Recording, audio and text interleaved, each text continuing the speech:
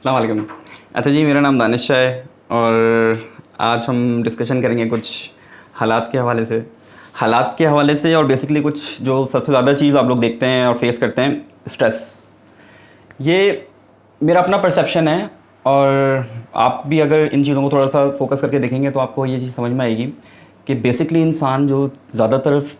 Face कर रहा होता है वो आपके यही स्ट्रेस वाली एक सिचुएशन होती है। कुछ लोग इसको स्ट्रेस बोलते हैं, कुछ लोग इसको एंजाइटी बोलते हैं, कुछ लोग ये परेशानी के हालात और अजीब से एक आपको नज़र आएंगे वियर्ड सी कंडीशंस के अंदर, और उनके जो अपनी बाय हेल्थ कंडीशन होती है या एक मेंटल कंडीशन होती है वो आपको इससे डैमेज होती हुई या मुतासर होती हुई नज़र आएगी। अच्छा, मेरा अपना ख़ुद से जो इस चीज़ को लेके मानना है वो यही है कि यार आप चीज़ों को हैंडल करते हैं हमेशा जब आप किसी अच्छी सिचुएशन में होते हैं या किसी खुशी वाले सिचुएशन के अंदर होते हैं, उनको भी आप एंजॉय करते हैं। यार अगर आप उनको एंजॉय करते हैं और उनको बेहतर तरीके से हैंडल करते हैं तो इन सिचुएशंस को आप क्यों नहीं हैंडल करते, जो कि आपको पता है कि आपके ऊपर एक नेगेटिव इम्पैक्ट डाल रही हैं और आपकी सेहत को भी मुतासर कर रही हैं, आपकी मेंटल हेल्थ को भी मुतासर कर रही हैं। और सबसे बढ़ के ये कि यार वो लोग जो बिल्कुल भी डिज़र्व नहीं करते आपकी उन परेशानियों और एंजाइटी की वजह से, उस स्ट्रेस को, वो भी आपके साथ स्ट्रगल कर रहे होते हैं। वो लोग कौन हैं? वो लोग आपके साथ रहने वाले आपके फैमिली मेम्बर्स हैं, वो लोग आपके कुलीग्स हैं, वो लोग आपके सोशल सर्कल के वो फ्रेंड्स हैं जो आपसे आपका एक अच्छा टाइम चाहते हैं। लेकिन क्योंकि आप कोप अप नहीं कर पा रहे होते हैं, अगर ऐसी किसी सिचुएशन में, बैड सिचुएशन में पड़ते हैं और एक स्ट्रेस अपने ऊपर लेते हैं, एक एंजाइटी अपने ऊपर लेते हैं और परेशान होते हैं उससे, तो मेरा अपना मानना यही है कि जिस तरह से आप बाकी सारी सिचुएशंस को हैंडल करते हैं, खुशी की हो, गम की हो, शादी की हो, जंग की हो, या किसी महफ़िल की हो, या किसी भी जगह की जो सिचुएशंस आप हैंडल करते हैं उनके लिए प्लानिंग्स करते हैं, बिल्कुल करते हैं। शादी के लिए भी प्लानिंग्स होती हैं, जंगों के लिए भी प्लानिंग्स होती हैं, कहीं जाने के लिए भी प्लानिंग्स होती हैं, किसी भी किस्म की परेशानी को हैंडल करने के लिए भी फिर आप सोचते हैं उसके बारे में कि यार इस परेशानी से किस तरह से निकला जा सकता है। तो बेसिकली कहने का मकसद यही है। मैं ख़ुद आप कह सकते हैं कि ज़्यादा सोचता हूँ इन चीज़ों के बारे में, तो ज़्यादा से ज़्यादा कोशिश मेरी यही होती है कि यार इनको पॉजिटिव जो इसके अंदर से हम कंटेंट निकाल सकते हैं, जिस चीज़ को लेके आगे साथ बढ़ा जा सकता है, वो चीज़ें ज़रूर इसके अंदर से एक्सट्रैक्ट करनी चाहिए। और है भी कुछ इसी तरह से, ये चीज़ें इसी तरह से डिज़र्व करती हैं। लेट्स से कि अगर जंगों में तैयारी होती है उस सिचुएशन में जाने से पहले की, तो इन सिचुएशंस को भी हैंडल करने के लिए एक तैयारी इंसान के अंदर होनी चाहिए, जो आप अपने सेल्फ इनर के साथ अपनी चीज़ों को बेहतर से बेहतर हालात के अंदर ढाल सकते हैं अगर उन चीज़ों की थोड़ी सी एक प्रैक्टिस करते हैं। और वो प्रैक्टिस कोई ऐसी रॉकेट साइंस वाली प्रैक्टिस नहीं है। वो प्रैक्टिस बेसिकली क्या है? अपने आप को मैच्योर करना, अपनी सोच को मैच्योर करना, अपने डिसीजंस को मैच्योर करना। उन डिसीजन से जो आपके इम्पैक्ट्स आ रहे हैं, उन लोगों पे जिन पे वो इम्पैक्ट्स आ रहे हैं, उनसे मैं ये तो नहीं कहता कि 100% वो डैमेजेस ख़त्म हो जाएं, लेस इम्पैक्ट्स हों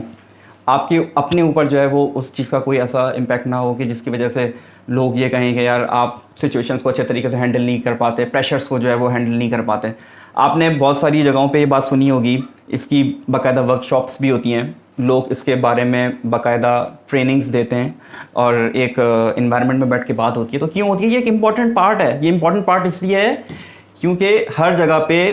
आप देखेंगे कि लोग ज़्यादा से ज़्यादा इस सिचुएशन को फेस कर रहे हैं। तो यार अगर आप इस सिचुएशन को ज़्यादा फेस कर रहे हैं तो इसका मतलब ये है कि आपको इनके बारे में सोचना चाहिए, इनको हैंडल करने के तरीक़ेकार आपको आने चाहिए। और इनका सबसे बेसिक तरीक़ेकार क्या है? वो बेसिक तरीक़ेकार यही है कि सबसे पहले तो आपको ये रियलाइज़ करना चाहिए कि यार ये सिचुएशंस आती हैं, बुरे हालात मेरे ऊपर आ सकते हैं और आते हैं, उनसे निकलने का कोई वे आउट होना चाहिए। अगर आप थोड़ा सा, मुझे खुद अच्छा पर्सनली इंटरेस्ट है थोड़ा सा जो हमारी इस्लामिक हिस्ट्री के अंदर जितना भी आपने ये सुना होगा, जो भी हमारी अस्करी जितने भी सारी सिचुएशंस बनी हैं जिसके अंदर अगर आप हुज़ूर पाक सल्लल्लाहु अलैहि वसल्लम से लेके हज़रत उमर फ़ारूक रज़ी अल्लाह अन्हा, उनकी जो सारी एक अस्करी विंग था और वो जिस तरह से सारे हालात को उन्होंने हैंडल किया, उसके बाद हज़रत खालिद बिन वलीद रज़ी अल्लाह अन्हा, और उससे आप थोड़े और आगे टाइम के अंदर आते हैं तो फिर सुल्तान सलाहुद्दीन अय्यूबी,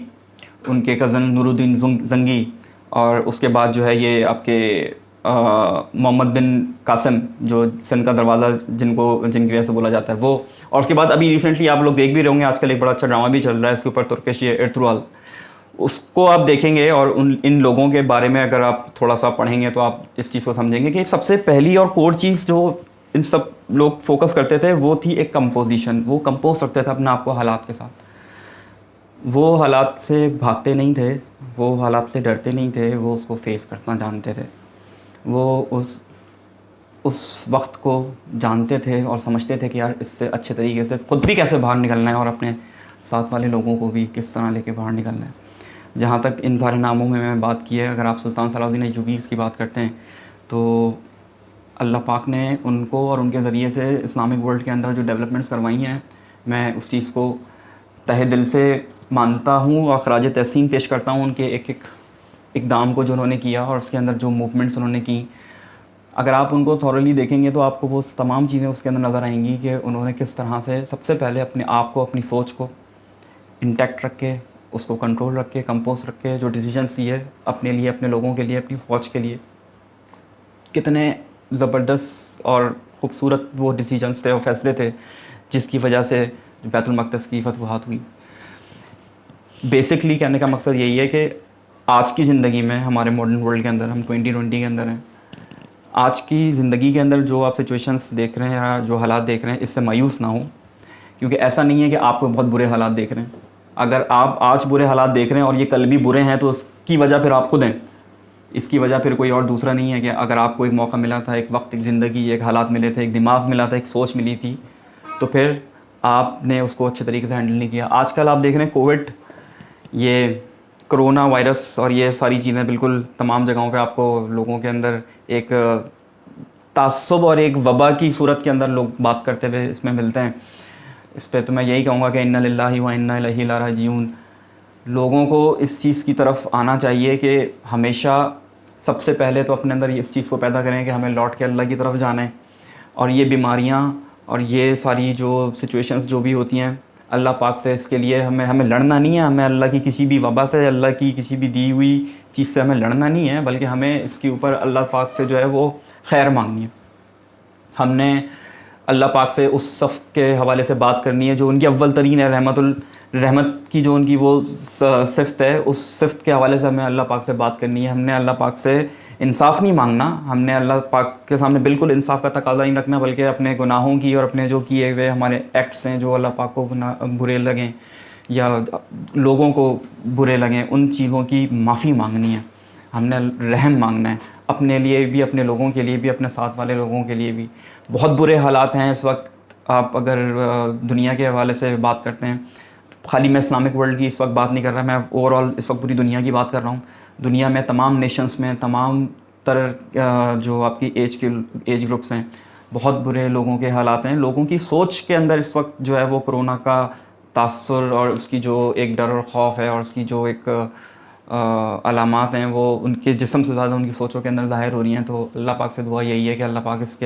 इससे हमें जल्द जल्द जो है वो यहाँ से निकाले। और जहाँ तक ये सिचुएशन वाली जो हम पहले बात कर रहे थे हैंडलिंग की, इसको अच्छे से अच्छा मजबूत करने की कोशिश करें, इसको रियलाइज़ कर लें कि ये हालात आते हैं, तो इससे निकलने का तरीका आपको ख़ुद मिलेगा इंशाअल्लाह। ज़िंदगी रही और हम इस चीज़ की तरफ कोशिश हमारी जारी हैं, तो इंशाअल्लाह ज़रूर दोबारा इसके ऊपर आके बात करेंगे। अभी जो सारा ये वक्त था, इस वीडियो को ज़रूर लाइक कीजिएगा और शेयर कीजिएगा। जितना ज़्यादा से ज़्यादा आप लोगों तक पहुँचाएँगे हमारे लिए इनकरेजिंग होता है। अगर देखेंगे हम अप टू द मार्क, हमें वहाँ पे चीज़ें जो दिखती हैं बहुत अच्छा लगता है, लोग अगर देखते हैं और चीज़ों को सोचते समझते हैं, अल्लाह करे कि आपको पसंद आए, तो इंशाल्लाह इससे अच्छी और इससे ज़्यादा मोटिवेशनल जो हम बात कर सकेंगे वो आपसे करेंगे। अल्लाह पाक हम सबको अमल की हिदायत नसीब फरमाए। आमीन। अल्लाह हाफ़िज़।